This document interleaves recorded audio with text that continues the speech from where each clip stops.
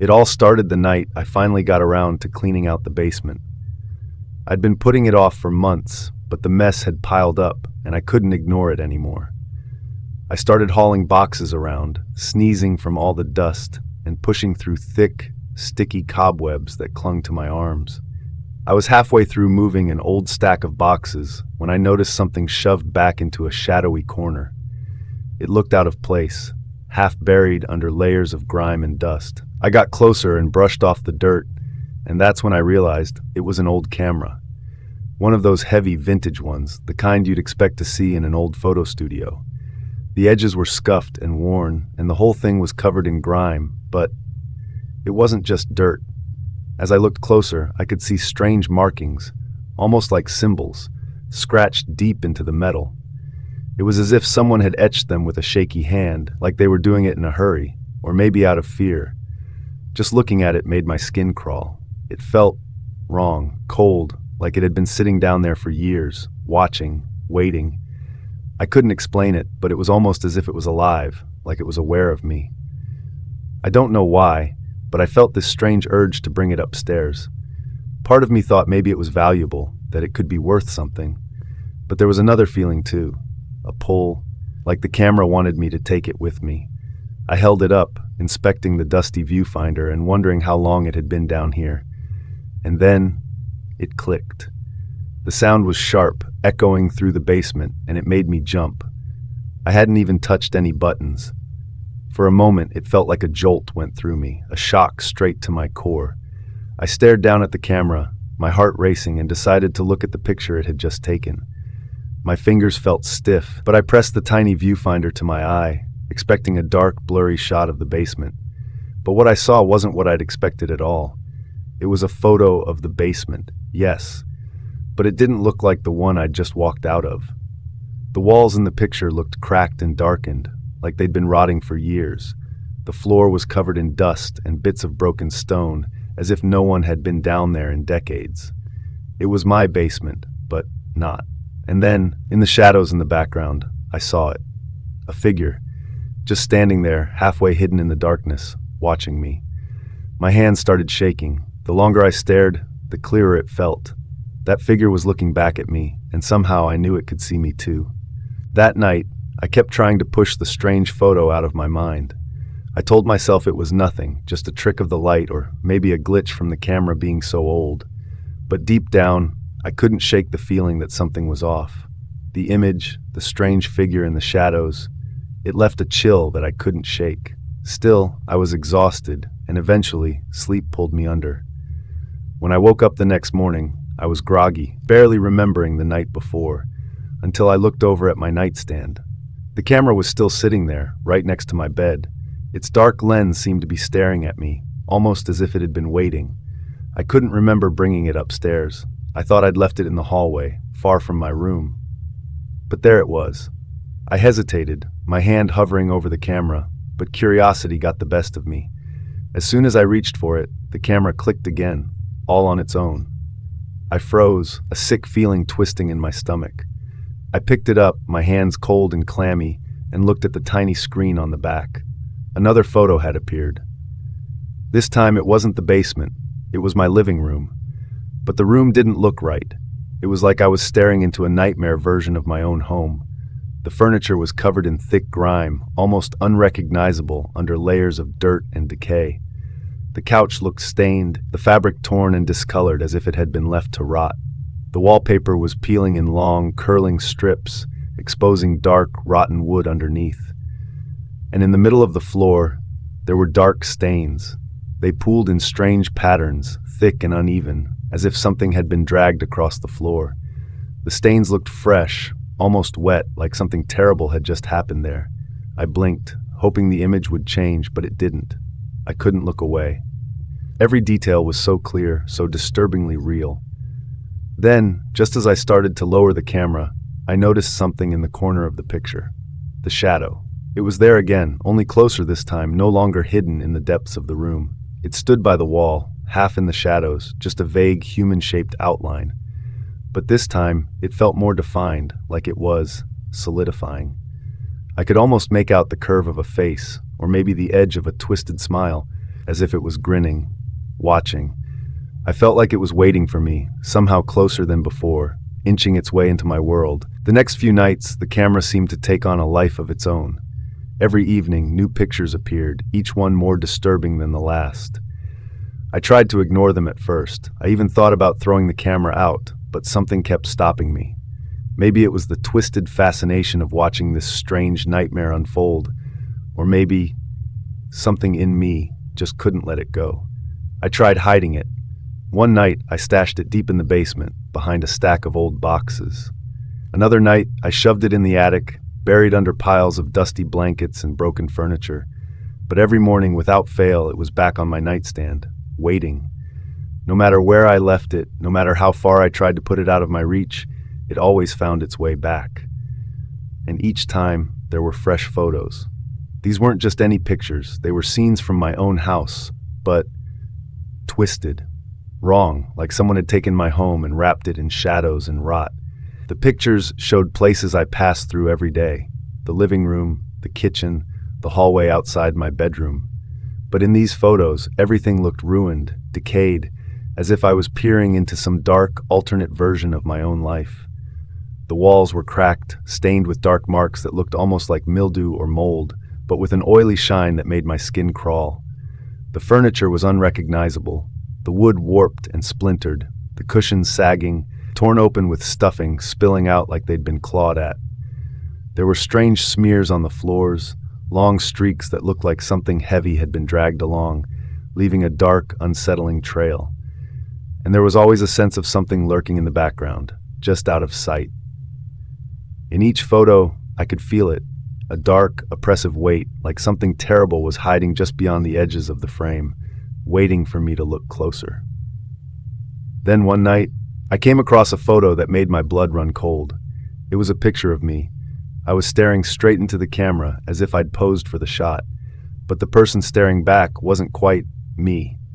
My face looked hollow, empty, like all the light had been drained from it. My eyes were sunken, surrounded by dark shadows, and my skin looked pale, almost gray. I looked like a ghost, or something half alive, something barely holding on to life. And in the reflection behind me, there it was again, the shadowy figure, the thing that had been lurking in every photo. Only this time, it was close. So close that I could almost see a shape, almost make out a face. It was reaching toward me, one dark, twisted hand stretching out, like it was about to grab me, to pull me back into whatever world it came from. I dropped the camera, my hands shaking, heart racing. For the first time, I felt genuine, paralyzing fear.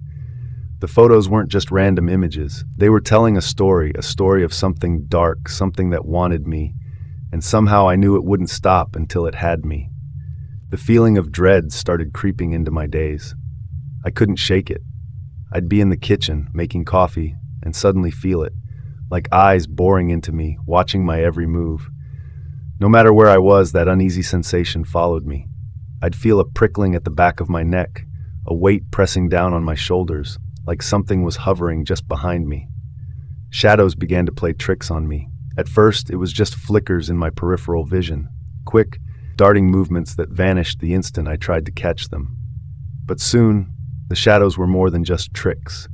They lingered, just at the edge of my sight, dark shapes that seemed to pull back when I turned my head, hiding in doorways and corners, as if they were waiting for me to look away.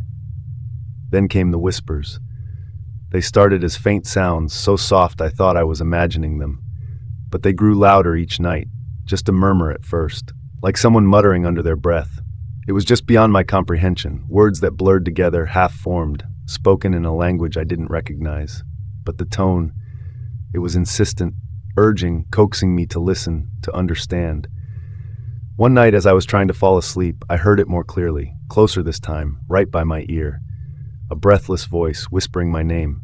I froze, my heart pounding, as icy fingers of fear crawled up my spine. I could feel it, whoever or whatever it was, so close that I could feel a faint, chilling breath on my skin.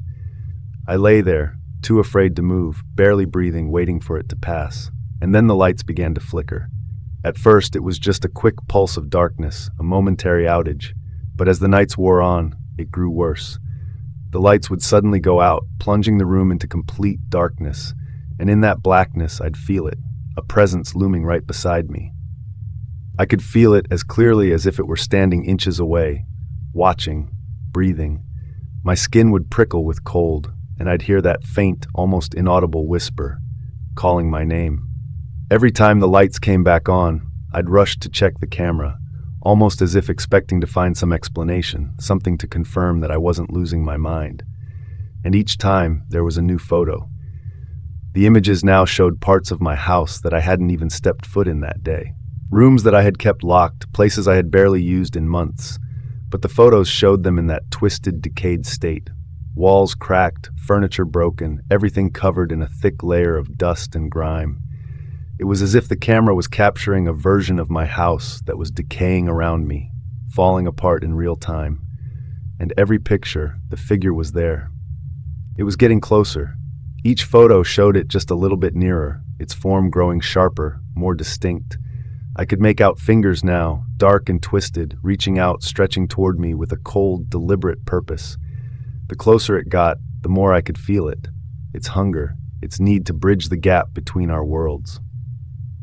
One night, I saw something that nearly made me drop the camera. There, in the latest photo, the figure had reached the doorway to my bedroom. Its hand was extended, fingers brushing the edge of my bed. It was so close I could almost feel it, a cold, creeping presence pressing against my skin. And that's when I realized it was coming for me. By this point, I was barely sleeping, barely eating. I was a mess, and every minute felt like I was being pulled further from reality, slipping deeper into the twisted world the camera was showing me. The photos haunted me, the shadows followed me, and the whispers grew louder. I felt trapped, as if my life was dissolving, lost between two worlds, mine and this decayed, horrific version of it. I could barely think straight, and every time I tried to close my eyes, that figure would be waiting, reaching for me in my mind. One night, as I sat in the dim light of my kitchen, staring at the camera with pure hatred, I knew I couldn't take it anymore. I had to end this. I had to destroy it. There was no other way. I grabbed a hammer, gripping it tightly, my knuckles white, and took the camera outside to the concrete patio. I could barely breathe as I raised the hammer, feeling a surge of determination, a final burst of desperation. And with all the strength I could muster, I brought it down, smashing the camera against the concrete. The sound echoed in the quiet night, metal and glass shattering, scattering in a glittering arc around me. I struck it again and again, until the camera was nothing more than a mess of broken metal and shattered glass at my feet. For a moment I felt relief. A rush of calm washed over me as I stared at the remains of the camera, lying there in pieces. I thought it was over. I thought I'd won.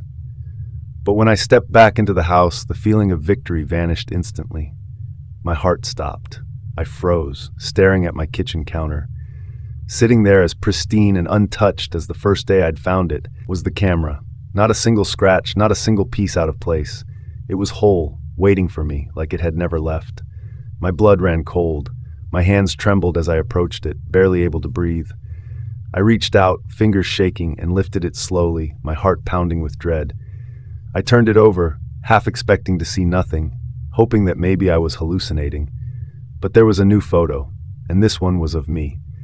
It was a picture of my bedroom, of me lying there, asleep, the blankets pulled up to my chin. But it wasn't just any photo, it was from the night before. I could see myself, peaceful, unaware, and yet I wasn't alone. There in the dark, hovering right over me, was that figure. It was closer than ever before, more solid, its shadowy form almost tangible. One of its hands was stretched out, hovering just inches from my face, as if it was about to touch me, to pull me into whatever realm it came from. I could feel the chill from its outstretched fingers, as if the image itself was radiating a dark, freezing cold. I dropped the camera, stumbling back, heart racing. I felt sick, terrified beyond anything I'd ever experienced. Whatever this thing was, it was inside my house now. It wasn't just watching me through photos. It was there, right next to me, waiting to close the distance between us. And somehow, deep down, I knew destroying the camera wasn't going to stop it. Nothing would. The photos, they just kept coming. Every night, new images appeared, each one more twisted, more disturbing than the last. One night, there was a photo of me lying in bed, eyes half open, staring into the darkness as if I'd seen something horrifying. Another showed me walking down the hallway, but my face, it didn't look like mine. My expression was distorted, almost inhuman, like I was caught in some unbearable terror that only I could see. The worst part was the look in my eyes. They didn't look like my own. It was as if some version of me from this other world was staring back, a version that was lost, hopeless, trapped in fear. And as the nights passed, the figure in the photos grew clearer, gaining definition, becoming something I could almost see in full. The closer it got, the more I felt it, its presence wrapping around me, pulling me deeper into whatever nightmare world it came from. Then I started seeing it outside of the photos. It began in glimpses. Just for a second, I'd catch it in the reflection of a mirror, a darkened window, even the glossy surface of my phone screen. And each time, it was closer. It wasn't just a shadowy figure anymore.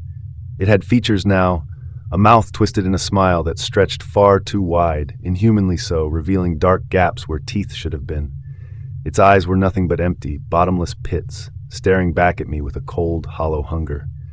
And every time I blinked, every time I tried to look away, it felt like that smile grew wider, like it was mocking me, enjoying my terror. The whispers grew louder, filling every corner of my home. At first, they were soft, unintelligible murmurs that echoed in the silence, but now they were unmistakable. They were calling my name, beckoning me, like it wanted me to come closer, to step into its world.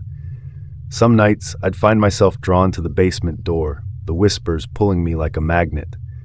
I'd wake up standing there, my hand on the doorknob, heart racing as if something had been guiding me, leading me down into the darkness below.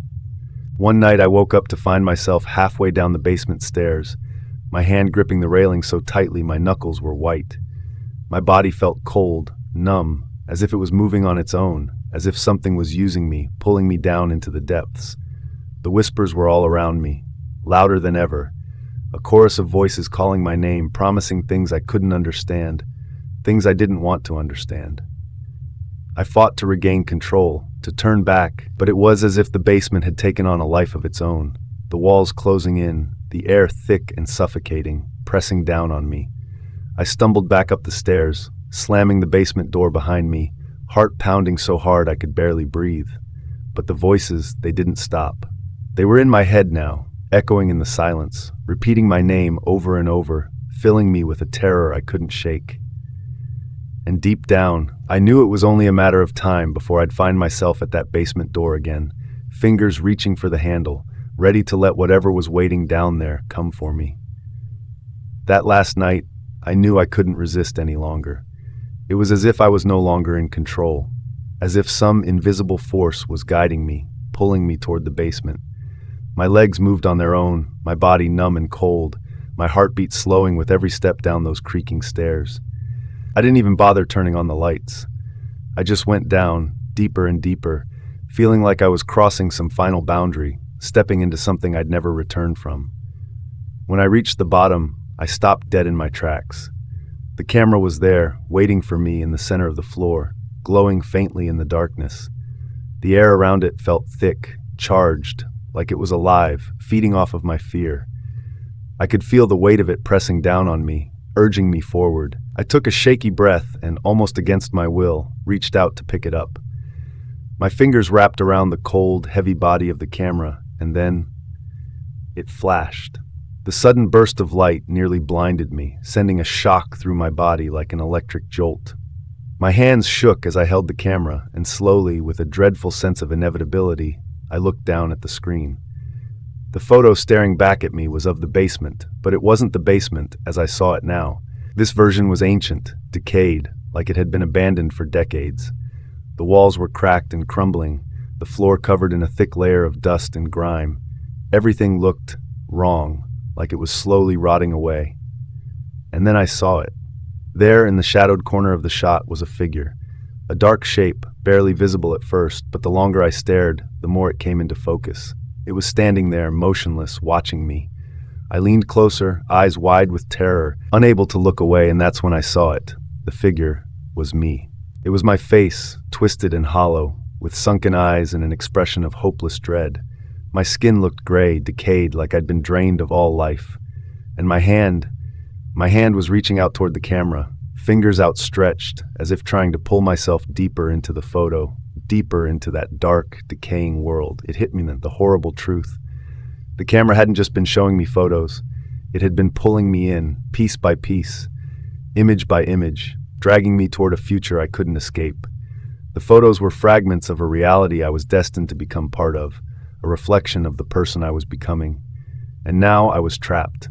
The camera had claimed me, just like it had claimed all the others before me. I wasn't just looking at a picture. I was looking at my own fate, my own end. As I stood there, frozen in horror, the camera flashed again, capturing one last image.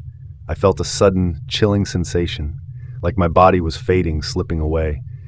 My surroundings began to blur, to darken, and I could feel myself sinking, as if I were being absorbed into that twisted, decayed version of the basement. The walls around me started to crack, the air thickening with dust, and I felt my skin growing cold, my movements slowing. I was becoming part of that place, part of the camera's cursed cycle. And in that last moment, as I felt my consciousness slipping, I knew I wasn't the first, and I wouldn't be the last. This was the camera's purpose, its curse. To trap people, to pull them into its haunted world over and over again, leaving nothing but twisted reflections, hollow versions of those who had come before. The flash went off one final time, and with it I felt myself vanish completely, consumed by the endless loop, lost in that dark, decayed reality. And now I'm just another shadow, another trapped reflection waiting for the next person to pick up the camera, to find me waiting in the darkness. Thanks for watching. If you enjoyed this story, don't forget to hit that subscribe button for more chilling tales.